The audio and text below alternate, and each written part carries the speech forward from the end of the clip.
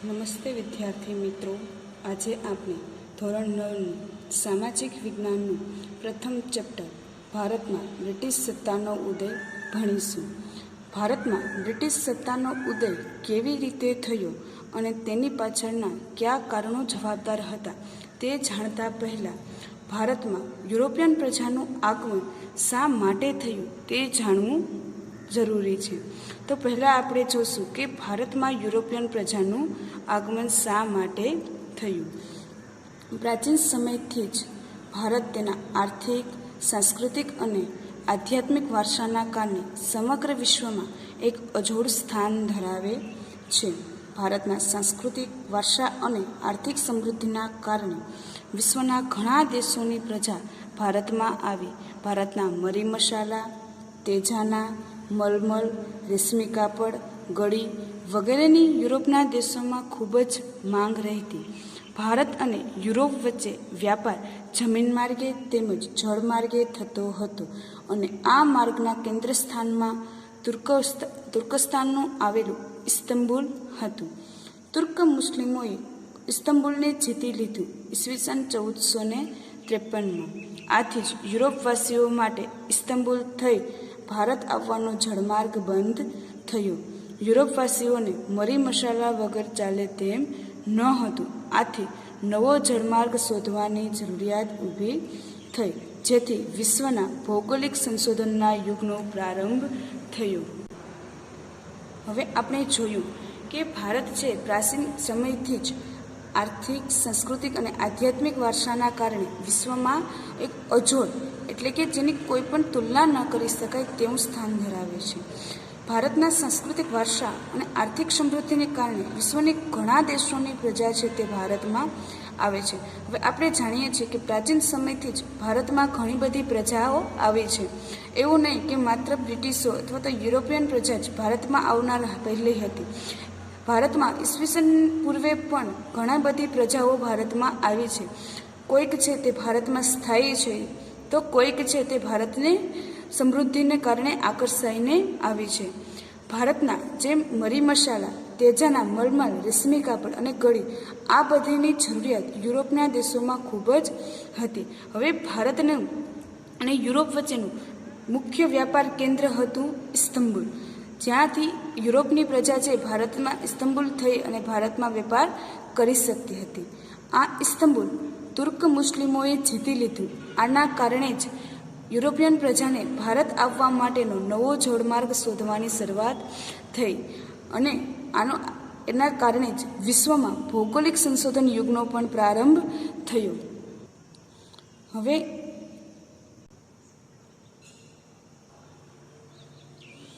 ભારત આવવાના જળમાર્ગની શોધ.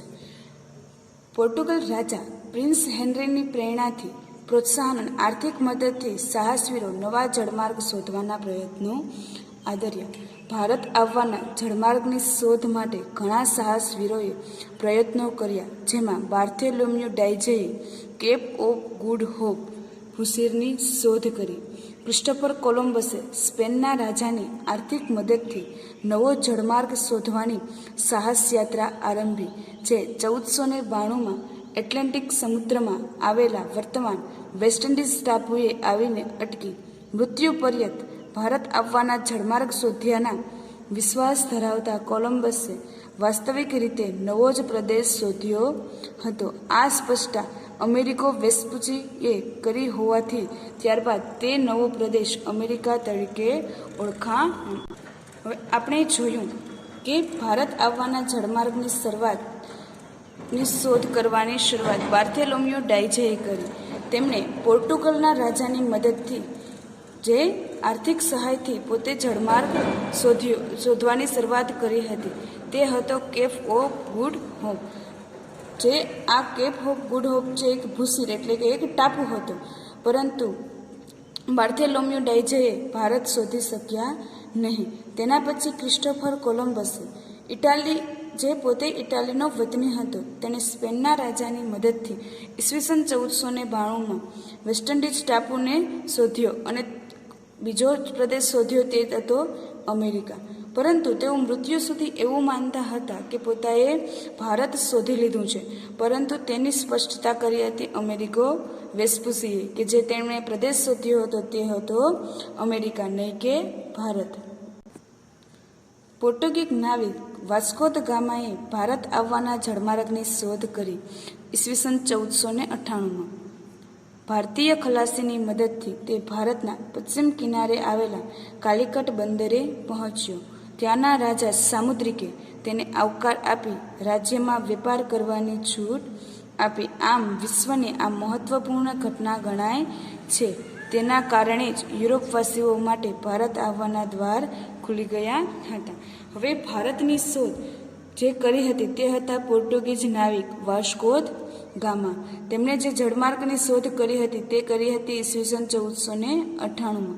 આ જળમાર્ગ ભારત પહોંચવાના જળમાર્ગની શોધની મદદમાં તેમણે ભારતીય ખલાસીની મદદ લીધી હતી અને ભારતના પશ્ચિમ કિનારાના કાલિકટ બંદરે છે તે પહોંચ્યો હતો.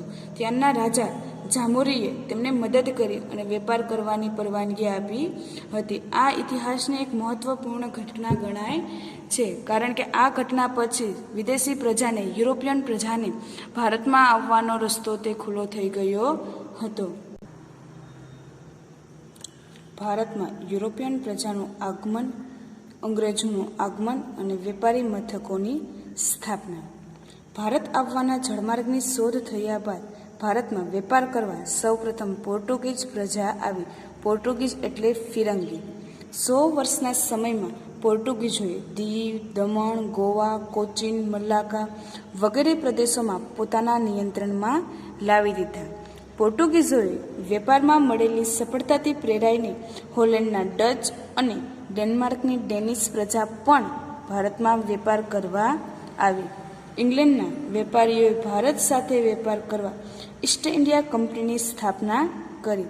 ઈસવીસન 1600માં ઇંગ્લેન્ડની રાણી એલિઝાબેથે ઈસ્ટ ઇન્ડિયા કંપનીને પૂર્વના દેશો સાથે વેપાર કરવાનો પરવાનો આપતા ઈસવીસન 1608માં કંપનીનું પ્રથમ વહાણ કપ્તાન વિલિયમ્સ હોકિન્સની આગેવાની હેઠળ સુરત આવ્યું, પરંતુ તેમને ફિરંગીઓના વર્ચસ્વ અને વિરોધીના કારણે વેપાર કરવાની પરવાનગી મળી શકી નહીં. આખરે ઈસ્ટ ઇન્ડિયા કંપનીને મુઘલ બાદશાહ જહાંગીર તરફથી વેપાર કરવાનો પરવાનો મળતા સુરતમાં ઈસ્ટ ઇન્ડિયા કંપનીની સ્થાપના કરવામાં આવી.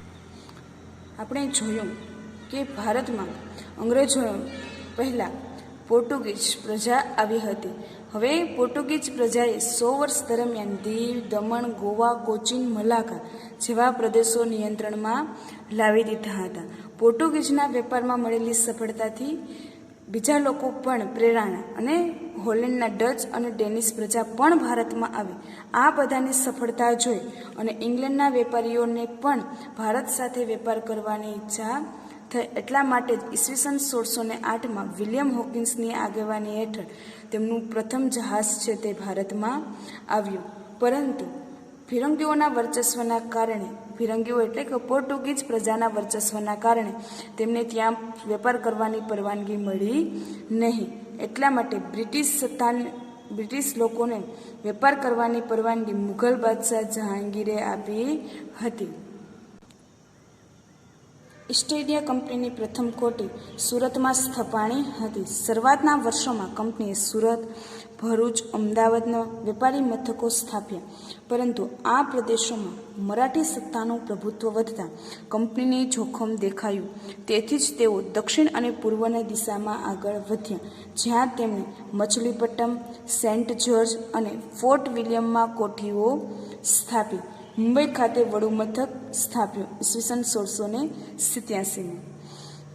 હવે આપણે જોયું કે કંપનીએ શરૂઆતના વર્ષોમાં સુરત, ભરૂચ અને અમદાવાદમાં પોતાના વેપારી મથકોની સ્થાપના કરી હતી, પણ એ સમયે આ પ્રદેશો ઉપર મરાઠા શાસન હોવાને કારણે કંપનીએ આંધ્રપ્રદેશ, ચેન્નઈ અને કોલકાતામાં પોતાની કોઠીઓની સ્થાપના કરી હતી. હવે એ સમયે જ્યારે બ્રિટિશો ભારતમાં આવ્યા તે સમયે બે યુરોપિયન પ્રજા વચ્ચે સત્તા માટેની લાલચા માટે યુદ્ધ ચાલતા હતા. તેમાં હતી બ્રિટિશો અને બીજી હતી ફ્રેન્ચ.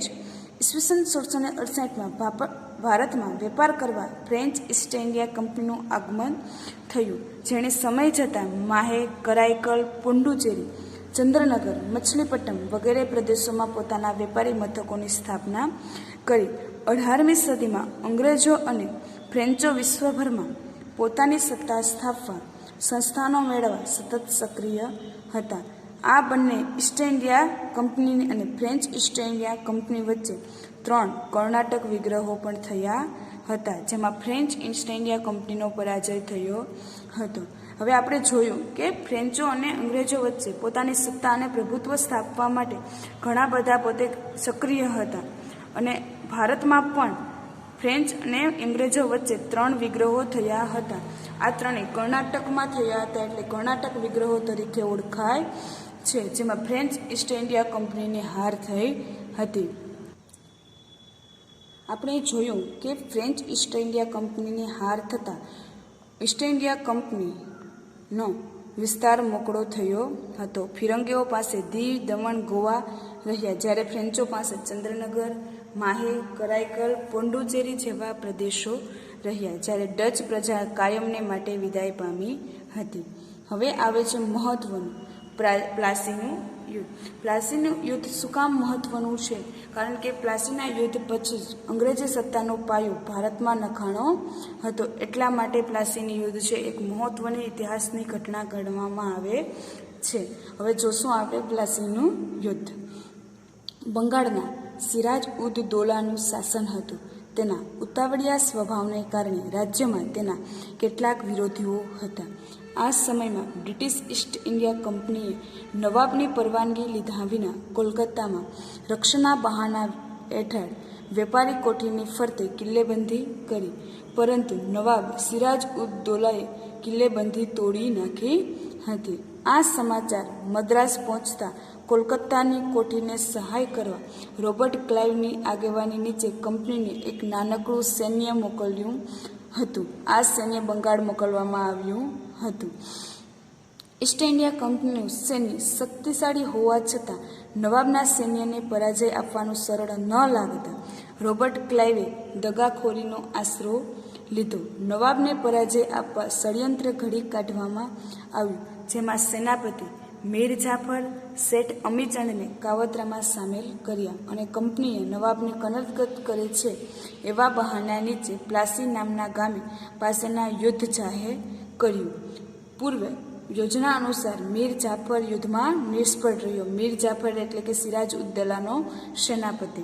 સિરાજ ઉદ દૌલા હારી ગયો. ક્લાઇવના કાવતરાથી પ્લાસીનું યુદ્ધ માત્ર અડધા દિવસમાં જ પૂરું થયું. આ યુદ્ધથી ઈસ્ટ ઇન્ડિયા કંપનીને 24 પરગણાની જાગીર મળી.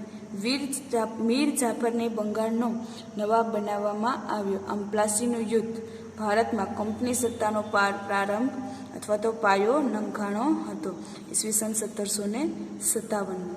હવે આપણે જોયું કે એ સમયે બંગાળનો નવાબ હતા સિરાજ ઉદ દૌલા. તેમને પોતાના ઉતાવળિયા સ્વભાવને કારણે ઘણા બધા વિરોધીઓ હતા.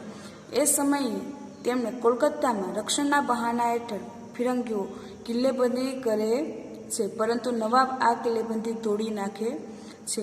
એના કારણે મદ્રાસથી રોબર્ટ ક્લાઇવની અંડરમાં એક નાનકડું સૈન્ય બંગાળ મોકલવામાં આવે છે, પરંતુ આ સૈન્ય છે એ શક્તિશાળી તો હતું છતાં પણ નાનું હતું, એટલા માટે રોબર્ટ ક્લાઇવ દગાખોરીનો આશરો લે છે, જેમાં પોતે મીર જાફર અને શેઠ અમીચંદને પોતાના કાવતરામાં સામેલ કરે છે, અને મીર જાફર યુદ્ધમાં નિષ્ક્રિય રહે છે. એના કારણે સિરાજ ઉદ દૌલા યુદ્ધ હારી જાય છે. આમ આ યુદ્ધ પછી એટલે કે પ્લાસીના યુદ્ધ પછી ઈસવીસન 1757થી કંપનીનો ભારતમાં પાયો નખાણો હતો. હવે પછી આવે છે બક્સરનું યુદ્ધ. બક્સરનું યુદ્ધ પણ પ્લાસીના યુદ્ધની જેમ જ મહત્વનું છે. અંગ્રેજોએ મીર જાફરને બંગાળનો નવાબ બનાવી તેની પાસેથી જુદા જુદા બહાના નીચે પુષ્કળ ધન મેળવ્યું, અને વધુ અધિકારો મેળવવાની લાલચામાં ઈસ્ટ ઇન્ડિયા કંપનીએ મીર જાફરને ખસેડી મીર કાસિમને બંગાળનો નવાબ બનાવ્યો.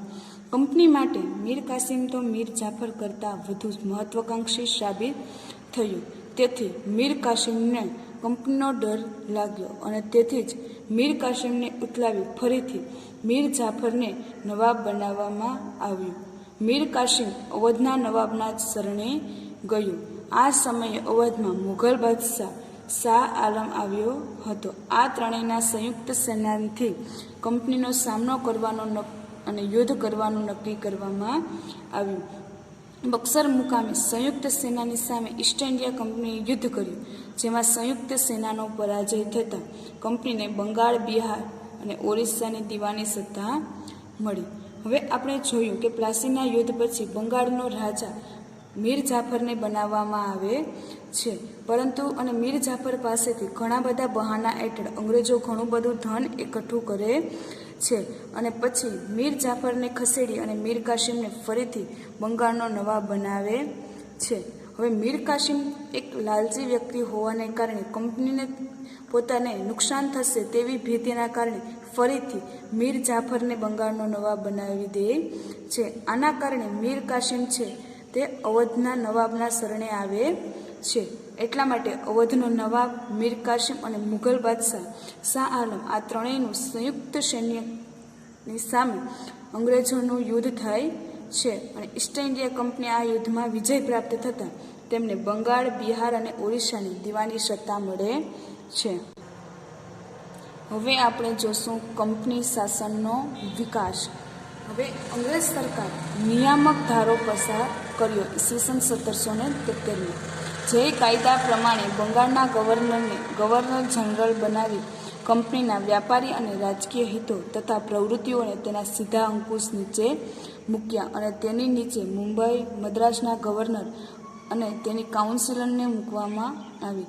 આ રીતે વોરન હેસ્ટિંગ ભારતનો પ્રથમ ગવર્નર જનરલ બન્યો હતો. તેના સમયમાં મરાઠાઓ સાથે પ્રથમ મરાઠા વિગ્રહ, મૈસૂર હૈદર અલી સાથે દ્વિતીય મૈસૂર વિગ્રહ અને આ બંને સત્તાઓ એકસાથે સામનો કરવા ઈસ્ટ ઇન્ડિયા કંપનીને મુશ્કેલીઓ વધી હતી. વોરન હેસ્ટિંગ બાદ ગવર્નર જનરલ તરીકે કોર્નવલિસ આવ્યો. તે સમયમાં મૈસૂરના વાઘ ટીપુ સુલતાન સાથે ત્રીજો મૈસૂર વિગ્રહ થયો હતો. ટીપુ સુલતાનને હરાવવા કંપનીએ મરાઠા અને નિઝામની મદદથી ટીપુ સુલતાનને હાર આપી હતી અને તેને સંધિ કરવાની ફરજ પાડી હતી. હવે આપણે જોયું કે કંપનીએ સૌપ્રથમ નિયામક ધારો પસાર કર્યો હતો. નિયામક ધારો એટલે જે એ સમયે બંગાળ, બિહાર અને ઓરિસ્સાની દીવાની સત્તા અંગ્રેજો પાસે હતી. આ ત્રણેયની જે ગવર્નર હતા એને ગવર્નર જનરલ બનાવી અને આ ત્રણેયની સત્તા અને સાથે સાથે જ રાજકીય હિતો અને પ્રવૃત્તિનું બધું જ કાર્યભાર જે સંભાળે તે ધારાને નિયામક ધારો કહેવામાં આવ્યો છે. આ નિયામક ધારા પ્રમાણે ભારતના પ્રથમ ગવર્નર જનરલ તરીકે આવ્યા હતા વોરન હેસ્ટિંગ. વોરન હેસ્ટિંગ જ્યારે ગવર્નર જનરલ બન્યા તે સમયે તેની સાથે પ્રથમ મરાઠા વિગ્રહ અને મૈસૂરના હૈદર અલી સાથે દ્વિતીય મૈસૂર વિગ્રહ થયો હતો અને આ બંને સત્તાઓ સક્રિય હોવાને કારણે ઈસ્ટ ઇન્ડિયા કંપનીને મુશ્કેલીઓ વધી હતી. ત્યારબાદ વોરન હેસ્ટિંગના ગવર્નર જનરલ ફરજ પછી બીજા ગવર્નર જનરલ તરીકે કોર્નવોલિસ આવ્યા હતા, જેમનો મૈસૂરના વાઘ એટલે કે ટીપુ સુલતાન સાથે ત્રીજો મૈસૂર વિગ્રહ પણ કર્યો હતો. ટીપુ સુલતાનને હરાવવા માટે તેમણે ભારતીય જ સૈન્યની એટલે કે મરાઠા અને નિઝામની મદદ લીધી હતી, જેના કારણે ટીપુ સુલતાનને હાર થતાં તેમને સંધિ સ્વીકારવી પડી હતી. કોર્નવોલિસ બાદ સર જ્હોન ગવર્નર જનરલ બન્યો. તેમને અપનાવેલી તટસ્થતાની નીતિને કારણે ઈસ્ટ ઇન્ડિયા કંપનીની પ્રતિષ્ઠા એક બાજુ ઘટી તો બીજી બાજુ મરાઠાઓ વધુ શક્તિશાળી બન્યા. આથી જ્હોન સોર પછી આવેલા ગવર્નર જનરલ વેલેસ્લી માથે કંપનીને ભારતમાં સર્વોપરી બનાવવાની જવાબદારી આવી. આ માટે વેલેસ્લીએ સહાય કરી સૈન્ય યોજના દાખલ કરી, જેની શરતો આ મુજબ છે. સહાયકારી સૈન્ય યોજનાની શરતો: કંપની સરકારની તાલીમ પામેલું સૈન્ય યોજના સ્વીકારનાર રાજ્યને આપશે. આ સૈન્ય રાજ્યના આંતરિક અને બાહ્ય આક્રમણથી રાજ્યનું રક્ષણ કરશે. બીજી, તેના બદલામાં યોજના સ્વીકારનાર રાજાઓએ લશ્કરી ખર્ચ અથવા તેની આવક ધરાવતો પ્રદેશ અંગ્રેજોને આપવો. ત્રીજી, કંપની પરવાનગી વિના રાજ્ય અને અન્ય રાજ્ય સાથે યુદ્ધ કે સંધિ કરી શકશે નહીં. ચોથી, રાજ્યમાં દરબારમાં એક અંગ્રેજ પ્રતિનિધિ રાખવો. પાંચમી, અન્ય વિદેશીને પોતાના રાજ્યની નોકરીએ રાખવો નહીં. આ યોજનામાં અપનાવેલા શાસકો નિઝામ, મૈસૂર, અવધ, ગાયકવાડ, સિંધિયા, ભોસલે અને હોલકર હતા. હવે આપણે જોયું કે બીજા પ્રથમ ગવર્નર જનરલ હતા વોરન હેસ્ટિંગ. તેના પછી આવ્યા હતા કોર્નવોલિસ. કોર્નવોલિસ પછી ગવર્નર જનરલ તરીકે આવે છે સર જ્હોન શોર.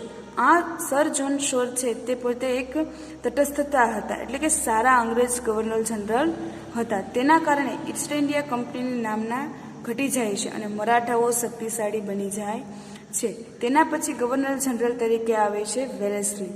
વેલેસ્લી એક ક્રૂર હતો. ક્રૂર ગવર્નર જનરલ હોવાને કારણે પોતે ભારતમાં પોતાના ઈસ્ટ ઇન્ડિયા કંપનીને કઈ રીતે સર્વોપરી બનાવી તે માટે પોતે યોજના દાખલ કરે છે. તે માટે જે યોજના દાખલ કરે છે તે વેલેસ્લીની સહાયકારી યોજના તરીકે ઓળખવામાં આવે છે. આ યોજનાની મુખ્ય 5 શરતો હતી. આ યોજના સ્વીકારનાર રાજ્યને કંપની પોતાનું સૈન્ય આપશે, પરંતુ આ સૈન્ય છે તે તેને બાહ્ય અને અંદરના આક્રમણથી રક્ષણ કરશે. પરંતુ આ સૈન્યના ખર્ચ માટે તેમને પૈસા અથવા તો એટલી આવક ધરાવતો પ્રદેશ પણ આપવો પડશે. અહીંયા રાજા કોઈપણ પ્રકારનો યુદ્ધ કે સંધિ કરી શકશે નહીં. રાજ્યમાં એક અંગ્રેજ પ્રતિનિધિ હોવો જોઈએ અને બીજા કોઈ વિદેશીને રાજ્ય નોકરી આપી શકશે નહીં. આ રીતે ઘણી બધી જ શરતો છે તે રાખે છે. આપણે આગળના વિડીયોમાં જોયું કે ભારતમાં ગવર્નર જનરલ તરીકે પ્રથમ હતા વોરન હેસ્ટિંગ, ત્યારબાદ આવ્યા છે કોર્નવોલિસ, તેના પછી આવ્યા હતા સર જ્હોન શોર અને એના પછીના ચોથા ગવર્નર જનરલ હતા વેલેસ્લી. વેલેસ્લીએ પોતાની સહાયકારી યોજના દ્વારા ઘણા જ રાજ્યોને પોતાના કબજામાં કરી લીધા હતા. વેલેસ્લીની સહાયકારી યોજના જે હતી તેને મીઠા ઝેર સમાન ગણવામાં આવી છે.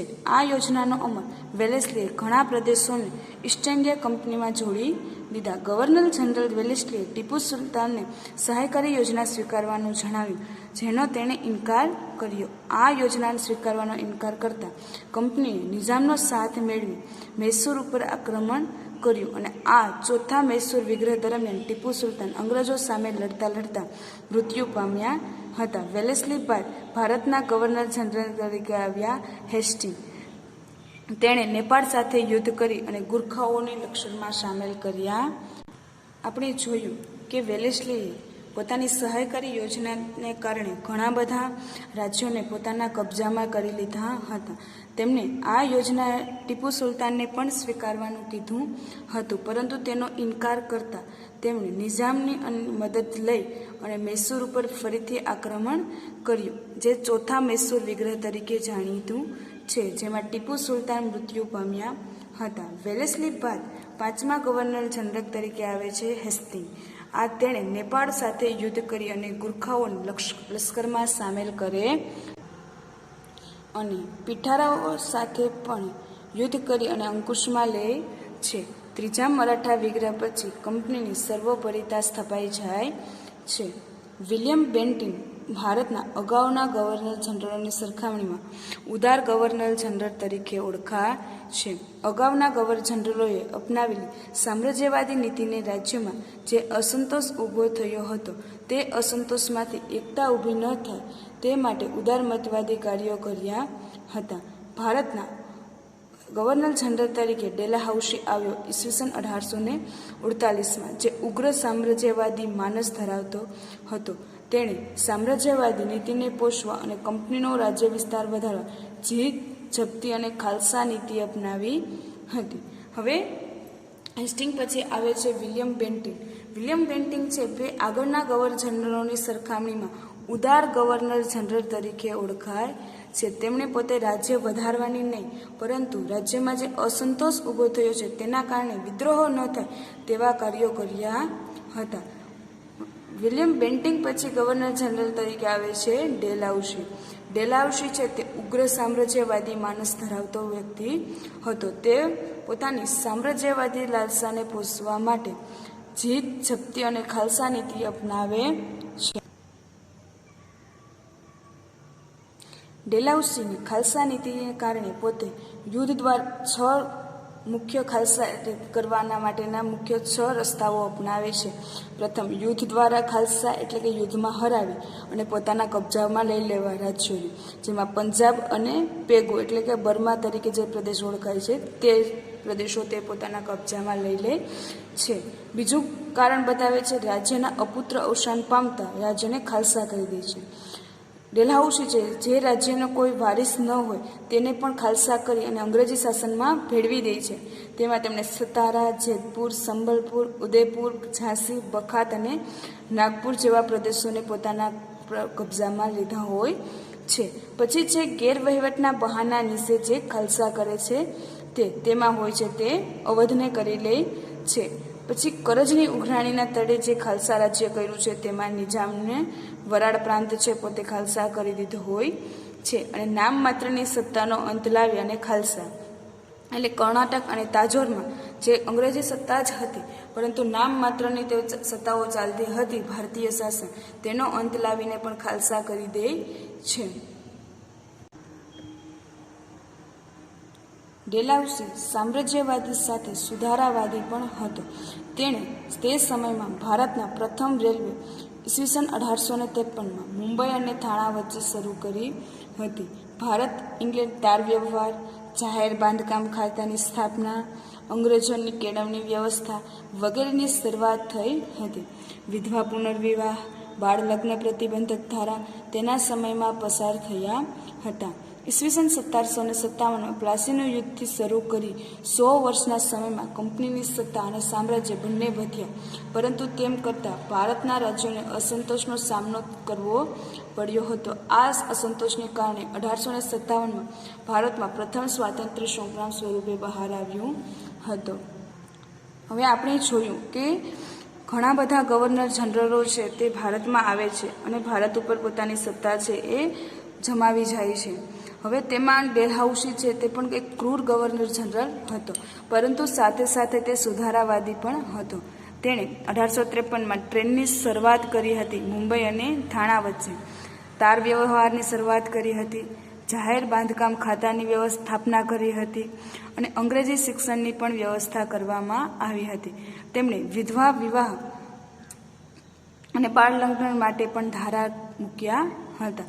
ભારતમાં જે વિધવાને પુનર્વિવાહ કરવાની જે મનાઈ હતી તે વિધવા ફરીથી પુનર્વિવાહ કરી શકે અને જે બાળકીઓને બાળ લગ્નમાં કરવામાં આવતા અથવા તો દૂધ પીતી કરવામાં આવતી આવા બધા જ રિવાજો ઉપર ડેલહાઉસી છે તે પોતે નિયમ બનાવે છે. 1757માં પ્લાસીના યુદ્ધથી શરૂઆત કરી અને 1857 સુધીના 100 વર્ષના સમયગાળામાં અંગ્રેજો ભારત ઉપર કબજો કરી લે છે અને આના કારણે રાજ્યમાં જે અસંતોષ થયો હતો તેના કારણે ઈસવીસન 1857માં ભારતનું પ્રથમ સ્વાતંત્ર્ય સંગ્રામ બહાર પડે છે.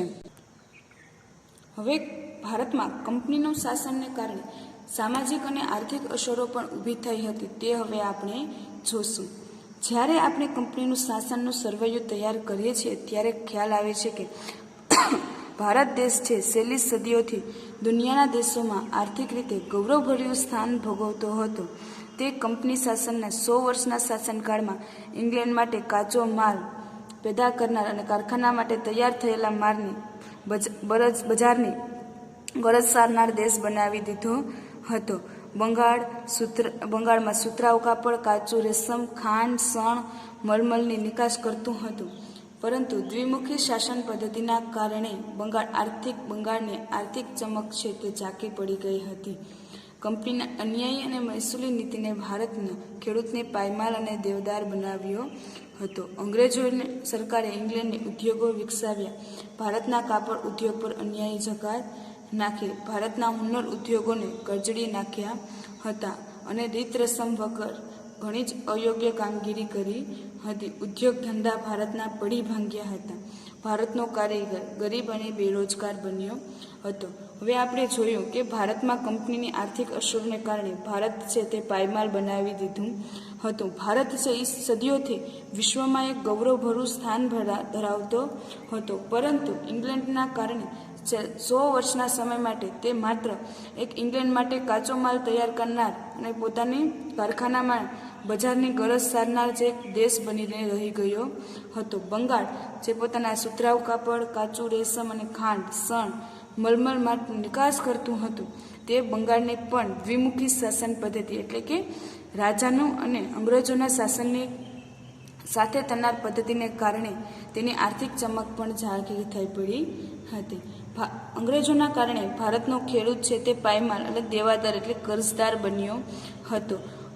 ઇંગ્લેન્ડોએ ઉદ્યોગો વિકસાવ્યા અને ભારતના કાપડ ઉદ્યોગ ઉપર જકાત નાખી હતી. હુન્નર ઉદ્યોગો એટલે કે ભારતમાં જે સામાન્ય ઉદ્યોગો છે તેને પણ કચડી નાખ્યા હતા. ભારતના ઉદ્યોગ ધંધા ભાંગી પડ્યા હતા. ભારતનો કારીગર ગરીબ અને બેરોજગાર બન્યો હતો. હવે આપણે જોયું કે ભારતનો કારીગર છે તે નબળો પડી ગયો હતો.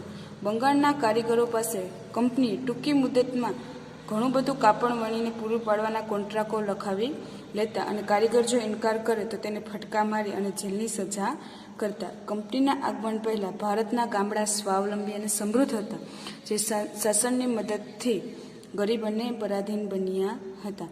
ઈસ્ટ ઇન્ડિયા કંપનીના શાસનકાળમાં ભારત, મુંબઈ, થાણા વચ્ચે પ્રથમ રેલવેની શરૂઆત કરી હતી.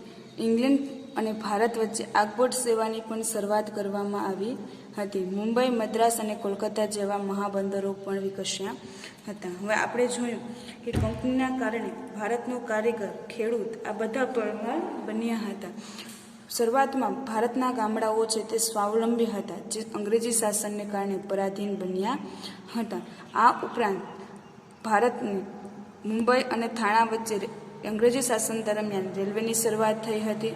આગબોટ સેવાની પણ શરૂઆત થઈ હતી અને મુંબઈ, મદ્રાસ અને કોલકાતા જેવા બંદરોએ વિકાસ પણ કર્યો હતો. હવે કંપનીની શાસનની સામાજિક અસરો શું થઈ હતી? તો કે બ્રિટિશ વહીવટ દરમિયાન વર્તમાનપત્રોના વિકાસથી ભારતીય પ્રજામાં વિચાર, વાણી સ્વાતંત્ર્યતાની ભાવના વિકસી. એ સમય દરમિયાન ભારતીય સમાજમાં કેટલાક પ્રદેશોમાં કુરિવાજો જોવા મળતા હતા, જેમાં સતી પ્રથા, દૂધપીતી કરવાનો રિવાજ, બાળ લગ્ન વગેરે હતા. આમાં અંગ્રેજોના સંપર્કથી રાજા રામમોહન રાય, દુર્ગારામ મહેતા, બહેરામજી મલબારી વગેરેએ કુરિવાજો દૂર કરવાના કાયદા કરાવ્યા. ભારતના વહીવટી માળખાનું અંગ્રેજીકરણ થતાં અંગ્રેજી જાણનાર લોકોની જરૂરિયાત ઊભી થઈ. પરિણામે મેકોલોના પ્રયત્નોથી ભારતમાં અંગ્રેજી શિક્ષણનો પાયો નખાણો. ચાર્લ્સ વુડની ભલામણથી મુંબઈ, મદ્રાસ અને કોલકાતામાં યુનિવર્સિટીઓની સ્થાપના કરવામાં આવી.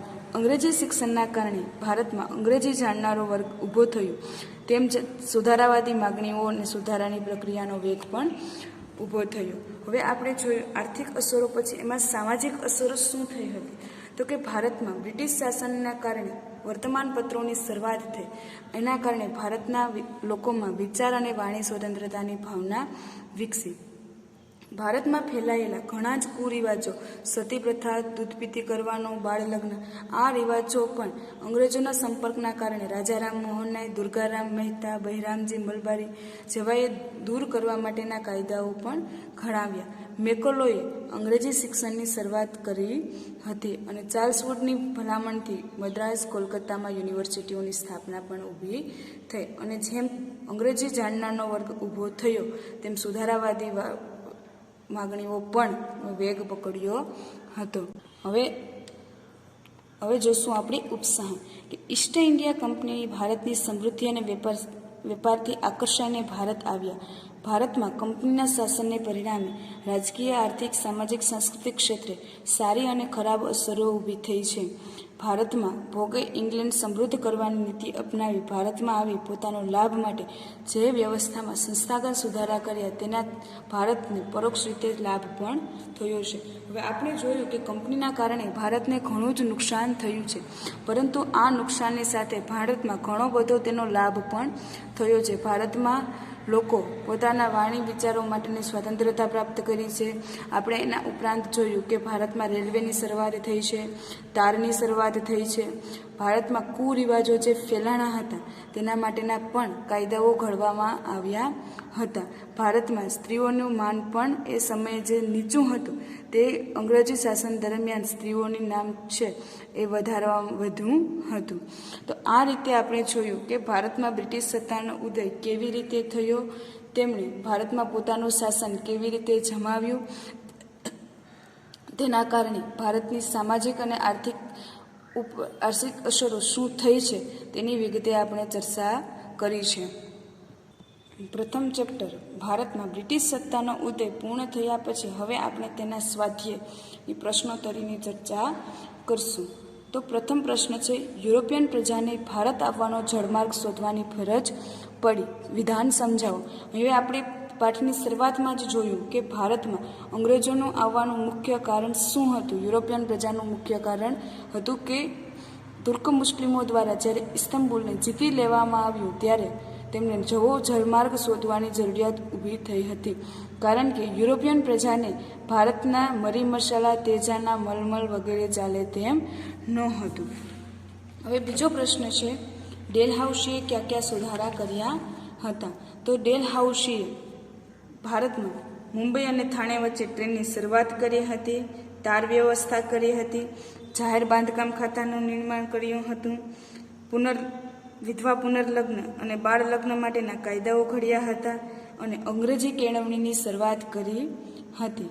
ત્રીજો પ્રશ્ન સ્વાધ્યાયનો છે, વેલેસ્લીની સહાયકારી યોજનાની મુખ્ય શરતો કઈ કઈ હતી. હવે આપણે જોયું કે સર જ્હોન સોર પછી વેલેસ્લી છે તે ગવર્નર જનરલ તરીકે આવ્યા હતા. તેમણે પોતાની સહાયકારી યોજના, જેને મીઠા ઝેર સમાન ગણવામાં આવે છે, તેની મુખ્ય 5 શરતો હતી કે કંપનીનું તાલીમ પામેલું સૈન્ય છે તે રાજાને સ્વીકારવું પડે અને આ સૈન્યને રાજ્યના બાહ્ય અને આંતરિક આક્રમણથી તેની રક્ષા કરશે. એના બીજી શરત હતી કે રાજ્યના સૈન્યનો જે ખર્ચ છે તેનો ખર્ચ આપવો અથવા તો તેના બદલામાં તે ખર્ચ ધરાવતો પ્રદેશ છે તે અંગ્રેજોને આપવો. ત્રીજી શરત હતી કે તે રાજ્ય પોતે યુદ્ધ કે સંધિ કરી શકે નહીં અંગ્રેજોની મરજી વગર. ચોથી શરત હતી કે વિદેશી ભારત તે રાજા છે કોઈ પણ બીજી વિદેશી વ્યક્તિને નોકરી ઉપર રાખી શકે નહીં. અને પાંચમી શરત હતી કે તે રાજાએ પોતાના રાજસભામાં એક અંગ્રેજ અધિકારીને નિમણૂક કરવાનો હતો. એના પછીનો પ્રશ્ન છે, ડેલહાઉસીએ ખાલસા નીતિ અંતર્ગત કયા કયા રાજ્યો ખાલસા કર્યા હતા. તો ડેલહાઉસીએ પોતાના ખાલસા નીતિ દ્વારા ઘણા રાજ્યોને ખાલસા કર્યા હતા. તેમાં પંજાબ, સતાર, અવધ, જેતપુર, ઉદયપુર, ઝાંસી અને નાગપુર આ બધા રાજ્યોનો સમાવેશ થાય છે. પ્રશ્ન નંબર 2, નીચેના પ્રશ્નોના જવાબ મુદ્દાસર લખો. પ્લાસીના યુદ્ધની ટૂંકમાં માહિતી આપો. હવે આપણે જોયું છે કે ઈસવીસન 1857માં સિરાજ ઉદ્દૌલા અને અંગ્રેજોની વચ્ચે પ્લાસીનું યુદ્ધ થયું હતું. તો તેના વિશે તમારે વિગતમાં લખવાનું છે કે આ યુદ્ધમાં મીરજાફર છે તે રોબર્ટ ક્લાઇવની દગાખોરીને કારણે શેઠ અમીચંદ અને મીરજાફરે સિરાજ ઉદ્દૌલાને જે દગાખોરી કરી અને એના કારણે અંગ્રેજો છે એ પ્લાસીનું યુદ્ધ જીત્યા અને ઈસવીસન 1757માં ભારતમાં અંગ્રેજી સત્તાનો પાયો નખાણો હતો. કંપની શાસનની બીજો પ્રશ્ન છે, કંપની શાસનની ભારત પર થયેલી આર્થિક અસરો. તો કંપનીના કારણે ભારતનો આપણે જોયું કે ભારતનો ખેડૂત છે તે પાયમાલ બન્યો હતો. ભારતના કારીગરો છે તે પોતે કંઈ પણ તેની પાસે કામ ધંધો નહોતા. ભારતના ઉદ્યોગો છે તે ભાંગી પડ્યા હતા.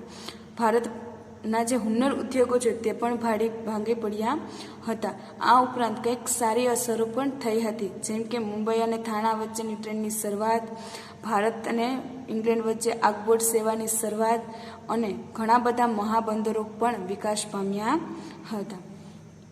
તેના પછી ત્રીજો પ્રશ્ન છે, કંપની શાસનની ભારત પર થયેલી સામાજિક અસરો. તો કંપની શાસનથી ભારત ઉપર આર્થિક ઉપરાંત સામાજિક અસરો પણ થઈ છે. હવે કંપની શાસનને કારણે ભારતમાં અખબારની શરૂઆત થતાં વાણી સ્વાતંત્ર્ય અને વિચાર સ્વાતંત્ર્યતાની માંગ ઊભી થઈ. ભારતના વિકસેલા કુરિવાજો સતી પ્રથા, દૂધપીતી કરવાનો રિવાજ, બાળ લગ્ન જેવા રિવાજો પણ દૂર કરવાની માંગણી થઈ.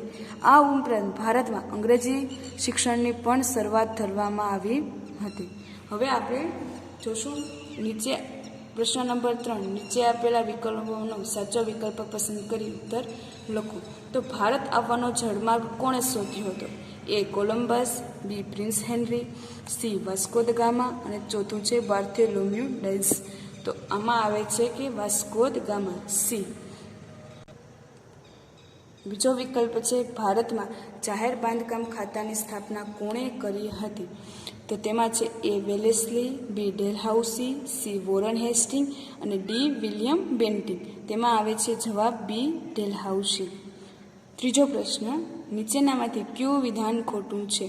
એ ઈસવીસન 1757માં પ્લાસીનું યુદ્ધ થયું, બી પ્લાસીના યુદ્ધ કંપનીને બંગાળના 24 પરગણાની જાગીર મળી, સી પ્લાસીના યુદ્ધથી કંપનીને બંગાળના બિહાર અને ઓરિસ્સાની દીવાની સત્તા મળી, ડી બંગાળના નવાબ સિરાજ ઉદ દૌલાનો પ્લાસીના યુદ્ધમાં ભાગ લીધો હતો. તો એ, બી અને ડી ત્રણેય સાચા છે, પરંતુ સી ખોટો છે. અહીંયા છે કે નીચેના કયું વિધાન ખોટું છે? તો કે સી પ્લાસીના યુદ્ધથી કંપનીને બંગાળ, બિહાર અને ઓરિસ્સાની દીવાની સત્તા મળી, પરંતુ પ્લાસીના યુદ્ધથી નહીં, પરંતુ બક્સરના યુદ્ધથી કંપનીને બંગાળ, બિહાર અને ઓરિસ્સાની દીવાની સત્તા મળી હતી. માટે વિકલ્પ સી જવાબ આવે છે.